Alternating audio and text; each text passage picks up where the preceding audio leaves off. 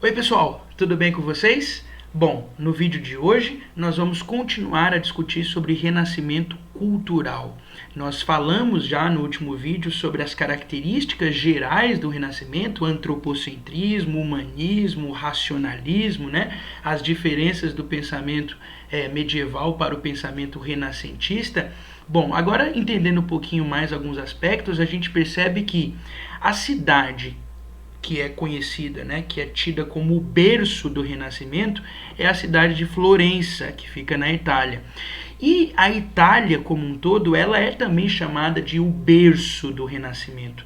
Por que será que as ideias renascentistas e a arte renascentista vai surgir a princípio na Itália e é depois que ela vai para os outros países da Europa? Por que será que surgiu na Itália e não surgiu primeiro, por exemplo, em países como a Alemanha, como a Holanda, como a França? Por que na Itália? E aí a gente precisa lembrar do que eu falei para vocês. Lembrem que o renascimento cultural ele vem de carona com o renascimento comercial e o renascimento urbano. Se você fizer um exercício e se lembrar daquele momento em que o comércio estava sendo retomado lá na Europa, a gente vê que os principais mercadores, os principais burgueses estavam na Itália, sobretudo nas cidades de Gênova e Veneza, porque era de lá que as rotas comerciais, que os produtos do Oriente vinham, e era de lá que esses produtos iam para o restante dos países. Ou seja, era lá que estava concentrada a principal parcela da classe burguesa. E lembrem-se também que eu falei que o renascimento cultural ele vem para legitimar, para fortalecer a classe burguesa que estava crescendo. Então, o renascimento cultural ele é um pensamento burguês. E se, obviamente, fazendo um raciocínio, se a maioria da principal classe burguesa estava na Itália, tá aí a razão para ser a Itália o chamado berço do Renascimento, onde surgiu o Renascimento, sobretudo na cidade de Florença. Então, a cidade de Florença é chamada de capital das artes, é a cidade do Renascimento. Depois de uma longa noite de trevas, que foi a Idade Média, a humanidade renasceu para a cultura. Essa era a lógica que eu falei na aula passada. A Idade Média é chamada de Idade das Trevas, e agora eles estão renascendo, né? O conhecimento, as artes, enfim, o pensamento e tudo mais. Esse renascimento começou em Florença, quando poetas, pintores, escultores, arquitetos criaram entre os séculos 13 e 15, né, até o 16 também, chegou um pouquinho, uma quantidade infinita de obras de arte. E aí nós temos a noção do mecenato, e aí nós temos a figura dos mecenas. Quem eram os mecenas? Os mecenas eram a burguesia, depois príncipes e até mesmo papas, que financiavam e protegiam os artistas. Veja bem, um pintor, naquela época, ele precisava de dinheiro. Como é que ele ia viver? E aí então, os nobres e sobretudo os burgueses, porque lembra que o Renascimento vai surgir numa lógica burguesa, os burgueses que tinham dinheiro, as famílias de burgueses financiavam esses artistas. Encomendavam obras, financiavam os artistas, pagavam para que eles pudessem viver da sua arte. Essas pessoas que financiavam essas obras eram chamadas de mecenas. E aqui nós temos a figura de Lourenço de Médici, né, que pertencia à família dos Médici, uma família burguesa, né, da Itália.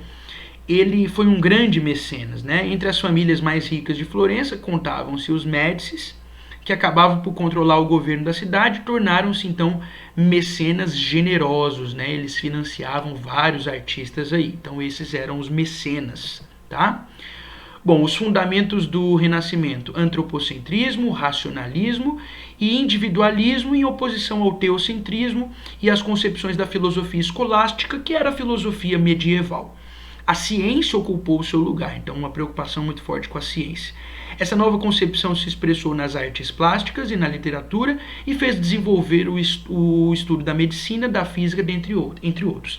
Lembra que eu falei para vocês que foi no Renascimento que os médicos começaram a dissecar os cadáveres, né? Algo que era proibido lá na Idade Média? Pois é. Bom, Humanismo, né? Então, no Renascimento nós vamos ter a volta aos valores da antiguidade clássica. Lembra que eu falei sobre isso também para vocês no vídeo passado? A cultura greco-romana, a cultura da Grécia e a cultura de Roma. E aqui nós temos um quadro de Sandro Botticelli, né? Um pintor renascentista italiano, um quadro chamado O Nascimento de Vênus. Vênus era uma deusa romana, né? Que era inspirada numa deusa grega, né? A deusa Vênus e a deusa Afrodite, né? A deusa da beleza. E aqui está sendo representado o nascimento da Vênus, né? O nascimento de Vênus. Lembra que eu falei para vocês do aspecto da nudez, né? Então, em vários quadros nós temos cenas de nudez, mas essa nudez nunca é vista numa perspectiva de perversão, né? Mas sim numa perspectiva de pureza, tá? Neste quadro do Nascimento de Vênus, assim como em outros quadros, nós lembramos que o racionalismo é um aspecto importante, né? Então, os matemáticos, os físicos e os anatomistas, eles vão ganhar força, o corpo humano passa a ser estudado, e isso vai influenciar a maneira como os pintores vão retratar o corpo humano. Se você pegar a arte antiga antes do Renascimento, lá do período feudal, os corpos eram representados assim de uma maneira bastante imperfeita, assimétrica, disforme, né? Então aqui quando você olha a proporção do corpo, né, nos quadros renascentistas, você vê que há uma representação fiel tanto dos corpos quanto do espaço, e depois em outros quadros a gente pode analisar isso melhor, mas grave isso por enquanto, tá? Bom, descobrir o mundo, descobrir o homem. O homem é a medida de todas as coisas. Protágoras, né? Foi que disse isso, um filósofo lá da Grécia Antiga.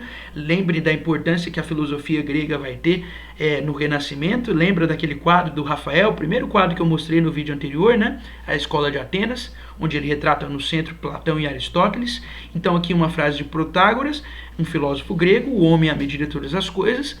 Tratava-se então, na verdade, valorizar as pessoas em si, encontrar nelas as qualidades e as virtudes negadas pelo pensamento católico medieval. Então essa é a lógica que vai vir com o Renascimento, né? A ideia de valorizar, de redescobrir o homem, né? De valorizar nesse sentido as pessoas e tudo mais, e de estudar, ou seja, o homem estará no centro, o antropocentrismo, né? Um dos valores do Renascimento. E aqui o estudo de Leonardo da Vinci, um grande gênio, né, do Renascimento, Leonardo da Vinci, onde ele também era anatomista. Então aqui ele está estudando as proporções simétricas do corpo humano, né? Este estudo se chama O Homem Vitruviano, tá? Do Leonardo da Vinci. O ideal de universalidade também vai estar presente. Os renascentistas acreditavam então que uma pessoa poderia vir a aprender e saber tudo o que se conhece. Então o ideal de universalidade, né? A valorização ao conhecimento, né? É um dos aspectos do Renascimento. Michelangelo foi um importante pintor renascentista. Michelangelo ele foi contratado pela Igreja Católica, né? Lembra que eu falei para vocês que a Igreja ela vai perceber então o crescimento dessas obras, e essas obras então elas vão fazer parte do imaginário católico da época, né? Então os temas que vão ser representados nas obras, né, vão ser temas religiosos, temas cristãos. E Michelangelo vai ser muito lembrado porque Michelangelo ele vai pintar o teto da Capela Sistina, que existe até hoje no Vaticano, sede da Igreja Católica Apostólica Romana, que é no teto da Capela Sistina ele pinta, representa toda a cena bíblica, né, todas as histórias bíblicas, desde o Gênesis, né, desde o primeiro livro da Bíblia, né, o dilúvio e tudo mais, até o julgamento final do Apocalipse. Então ele pinta tudo isso no teto da Capela Sistina, né? Nós vamos ter no Renascimento as obras que são pintadas nos tetos, os afrescos nas paredes e os quadros, né, que vão ser pintados. Olha só isso, pessoal, isso aqui majestoso, né? Está lá no teto da Capela Sistina. Essas histórias elas vêm assim em ordem sequencial, em ordem cronológica, né, das histórias bíblicas, desde o Gênesis, a criação do ser humano, até o juízo final do Apocalipse, né? E esse aqui é o muito lembrado, né, o quadro que representa o encontro de Deus e Adão, a criação de Adão, né? Então Deus aqui representado, né, a criação do ser humano, e Adão. como eu falei para vocês, a nudez, né, como símbolo de pureza e de beleza, o homem criado à imagem e semelhança de Deus.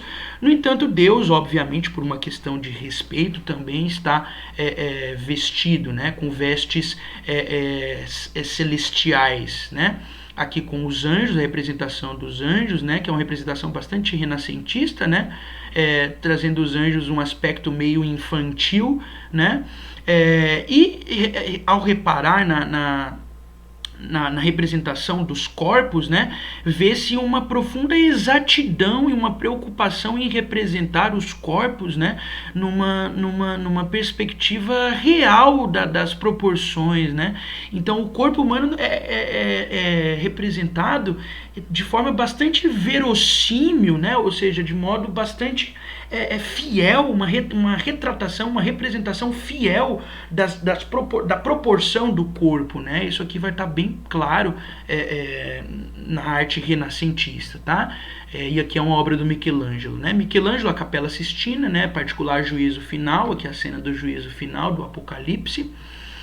Aqui a arte de Michelangelo, essa estátua aqui, e Michelangelo era um escultor, além de pintor também. Essa aqui é a representação de Davi, o Davi da Bíblia, né? Como eu falei, há vários temas bíblicos. Essa escultura do Michelangelo é muito famosa, ela está exposta hoje no Museu do Louvre, em Paris, né? Aqui a cena de Moisés e a Pietà, né? Que representa aí a Maria, né? Mãe de Cristo, tá bom? Gente, nosso vídeo de hoje encerra por aqui. Ainda há outras coisas para a gente debater sobre renascimento cultural que nós vamos ver ainda no próximo vídeo, tá bom? Tchau para vocês.